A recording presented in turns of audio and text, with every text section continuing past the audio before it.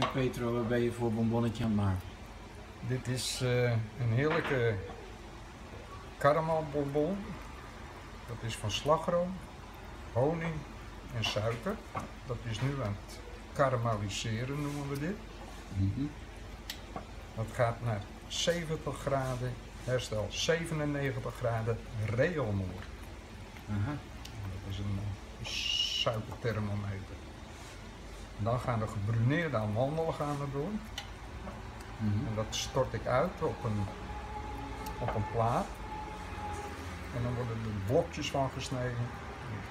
Dat gaat dan gedeeltelijk door de pure chocola. Dan laten we de bovenkant open, want dat is een heel mooi bonbonnetje om ook de inhoud te laten zien. Zodat je de amandeltjes goed ziet zitten. Juist. Leuk. Juist. Nou, ik ben benieuwd. Nou, verrassend. Het ruikt in ieder geval lekker. Ja.